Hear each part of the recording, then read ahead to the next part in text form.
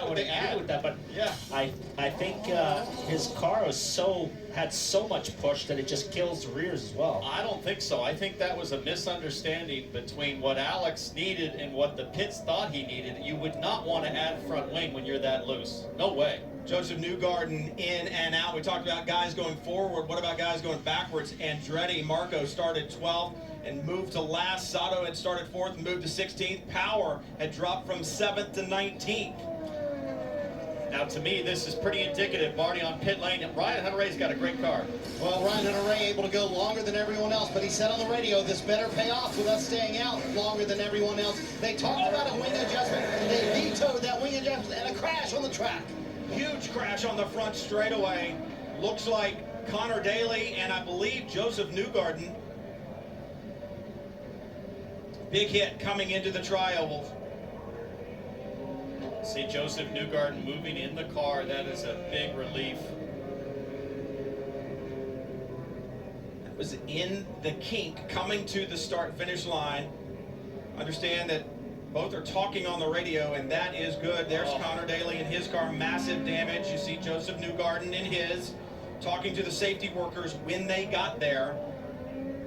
We never like to see a car go cockpit first into the wall like that. That is terrible. A lot of damage on both of these cars. Are completely destroyed. If we hopefully get a replay, you know, Connor Daly was still on track, hadn't pitted yet on worn tires. Josef Newgarden on new tires. I would assume that Josef was coming around him, and maybe look at the Connor Daly got loose. Look at the damage to the tub there, where the car slid upside down. That's something we rarely see. Yeah, he's moving around, moving his neck around, so it was, thank God for that, because he was upside down, head first into the wall, helmet first, sliding along the wall, but that car is completely destroyed. And not only was he upside down, helmet first, he had Daly's car pushing him against the wall. Yeah. And this is welcome sight here. Connor Daly out and walking away from his car. The roll bar on the top, Yeah. the roll bar on the car did its job. It's smashed up, but it is still intact and there, so. And this is the best thing I've seen in a while. Shaken, obviously, but Josef Newgarden standing on his own with help from the Home Ultra safety crew, kind of pointing when he got there to his shoulder and also to his head, letting them know that he had had contact. He is definitely shaken, but the idea that he is standing outside his car is the most welcome sight we've seen. You're in a bit of, you're in shock right now. So look, he's completely in shock. There's not a better safety crew in the business than the Home Ultra safety crew. If you end up in this situation, that's what you want to see when you open your eyes, is these guys in the orange standing there. Adrenaline at that point. All right, let's go back and take a look. Up at the top of your screen, Connor got loose. Oh! And Connor just got loose, corrected, and went up into the track into Josef, and now Josef's upside down, and the front spins around, and Connor's car pushing it right into the wall, into the safer barrier. It's a good thing that was safer barrier and not concrete.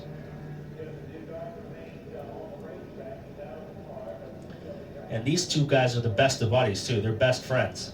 So this is a double hard.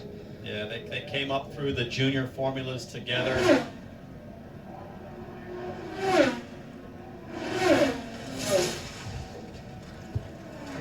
Sound of it. And the violence that you see with which Connor's car snaps. Watch this. He gets loose, and now he's going to correct.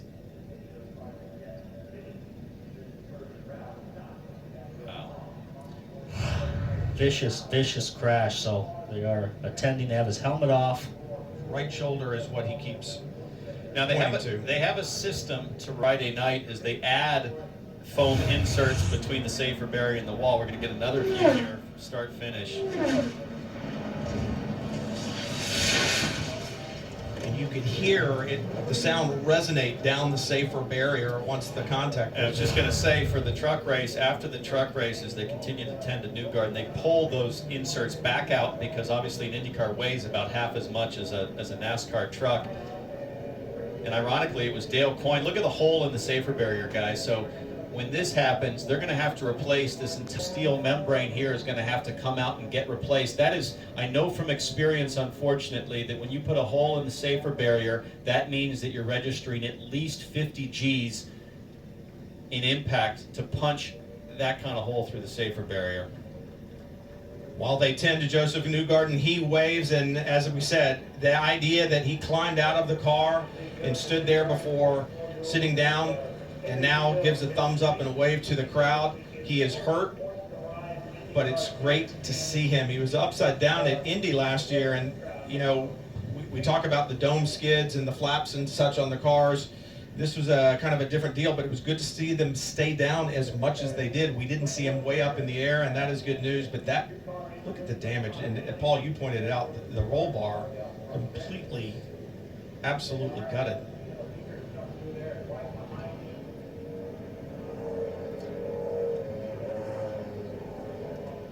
Man, it's been a tough year for Ed Carpenter Racing. They lost 2 chassis at Indy last year, going upside down. Newgarden. And what I don't think Ryan understands is that all these cars in front of him are going to get sent around the pace car, and he's currently P2, and he was able to go further than anybody else he's racing against. He went 41 laps before his first start. That's the sign of a great race car, and Ray is telling him, hang in there, we're good.